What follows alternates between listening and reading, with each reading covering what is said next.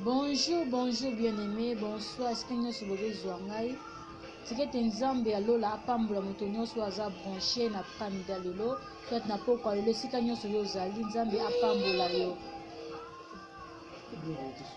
Nangi na encourager moto moko eteke, quelle que soit la situation au tozo monde ngana yo. Quel que soit au monde pas no ke mokile komi na ona suka bien-aimé. Nangi na biso eteke même à tes pas mokile c'est impossible, mais pas nzambe c'est possible. Quelle que soit la situation na yo za monene. Mais Nzambe aza au-delà au-dessus de la situation oyo ezokomela yo bien-aimé. Quel que soit ozo ko s'en sortir te na likambo oyo za nango. Mais nene biso te ko connecter Nzambe na likambo na yo Nzambe ape so solution. Nene za moto moko te ko connecter Nzambe na situation na yo Nzambe akope so solution bien-aimé. Kotala ozo mona te mokili oyo. Mais la Bible dit cherchez premièrement le royaume de cieux bien-aimé. Kotala te ba situation ezoleka na mokili oyo bien-aimé. Bien-aimé dans le Seigneur luka bokonzi na likolo liboso. Kotala oza ba futurité à mokilité bien-aimé. Bien-aimé Abraham azalaki na nyonso bien-aimé. Mboka o Abraham andoko vezaki mboka na ye. Abraham azalaki na nyonso.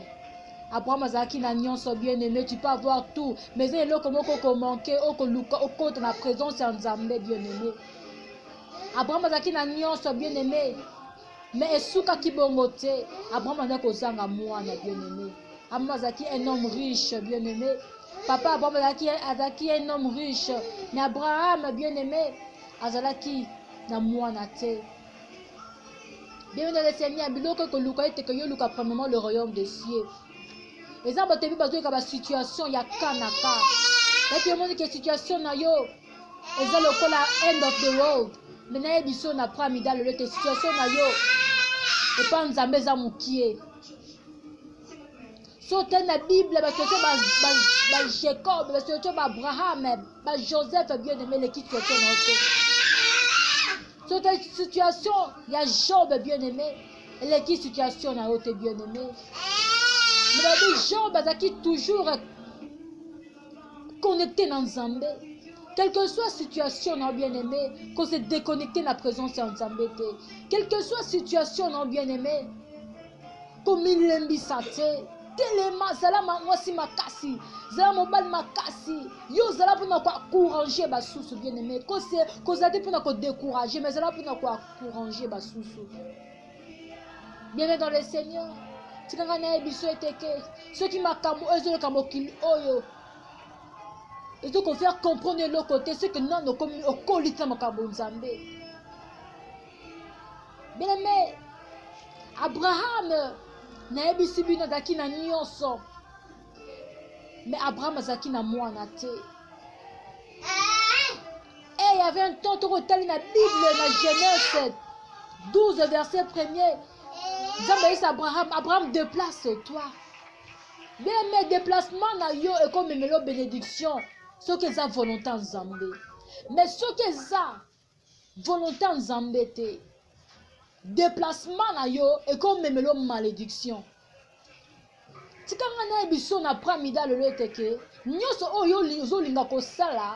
Il faut toujours demander volonté en Zambé. C'est pour cela ce qu'on t'a dit pendant que Jésus-Christ abandonné qui enseigner ma disciple naye. Avec on va souvent que notre Père qui est dans le ciel, que ton nom soit sanctifié, que ton règne vienne, que ta volonté. Il faut premièrement qu'on demande de volonté en Zambé. Dans nyoso ozo sala vie na yo. Bien aimé, déplacement d'Abraham, et c'est là qui volonté en Zambé. Pour que Nzambe apambola ye bisika oyo étranger. Bien aimé, la Bible dit Dieu a dit à Abraham déplace-toi. Donc longwa na mboka na yo tika nyoso kende bisika onga Nzambe na otinda yo. De bisika wana yo Abraham okopambwama. Je ferai ton nom grande. Bien aimé, c'est que j'aimais Abraham, il est un homme de la foi. Abraham azala qui na foi. Quel que soit Abraham ayeba ki esika azokende te. Mais Abraham le quoi qui na foi na Nzambe. Bien mais pour moi Abraham n'avait pas seulement la foi, mais aussi la confiance. Aki na confiance dans Nzambe na ye. Bien-aimé dans le Seigneur, à cause de ma corona, à cause de ma kabebele sur le kamokili oyo, batu babungisi foi wana na Nzambe, batu babungisi confiance wana na Nzambe bien-aimé. Quand on a relevé esprit à motomoko na pramida le loeteke bien-aimé. Abraham azaki un homme de la foi.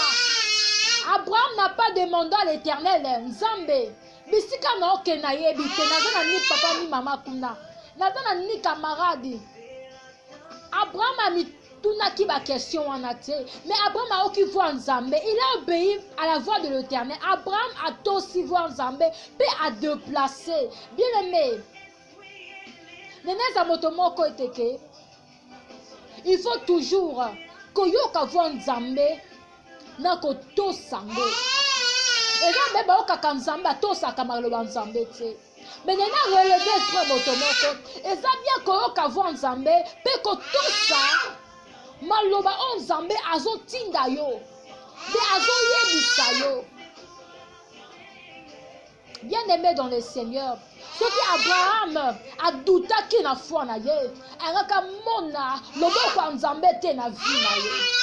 Ce qu'Abraham, bien-aimé, a douté qui na foi na ye, araka mona situation na ye ezeti kalaka lui-même.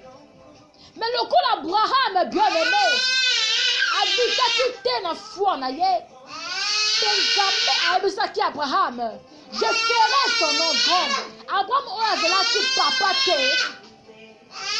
Mais Nzambe a ebisi Abraham, oh comme ma père de multitude. Ha, bienvenue dans le Seigneur. Qui suis-je moi? Nazandani bien-aimé. Mais ce qui le benga maman, c'est grâce à l'Éternel.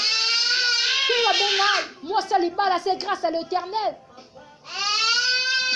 Bien-aimé, nene sa motomoko tete, tolukaka liboso bokonzi ya likolo. Nyonso oyo tomona mokili oyo ekopesamela biso. Mais toluka liboso mokonzi ya likolo. Toluka liboso mokonzi ya likolo bien-aimé. Abraham, il était un homme riche. Il avait tout, mais il manquait quelque chose. Bien-aimé dans le Seigneur, au cause d'un agneau, nous avons que le comoko, on retire sa bouche, nous sommes en présence ensemble. Bien-aimé, l'ongola doute aux amango, l'ongola doute aux amango. Le ban Zambé, la bonne doute ma vie nangai, doute que ça était que ma vie n'a pas exprimée, doute que ça était que vie n'a pas tangama, doute que ça était que ma pensée négative. Dieu de ce que l'on a la confiance dans Zambé. Bien, mais Joseph, dans Zambé a eu ici à la fin de compte, avant de s'y Joseph avait cette confiance-là à Dieu. Et puis si papa n'a pas dans maman na ye, à ta binote, le nom m'a milangai. Bien aimé, stick, Kagama toujours dans rêve na yo, Kagama toujours dans vision na yo. Joseph, c'est qu'il a comme qui? Premier ministre, vous êtes à cause d'un rêve. Vous allez toujours na bolingo wana liboso ozakina ensemble. Kobungisa espoir te, kobungisa assurance te à cause de notre il paie sa confiance na yo mobima na Nzambe. Tikete Nzamba lola apambola bino. C'était votre sœur, la sœur Laure de Dieu. Que mon Dieu vous bénisse. Bye bye.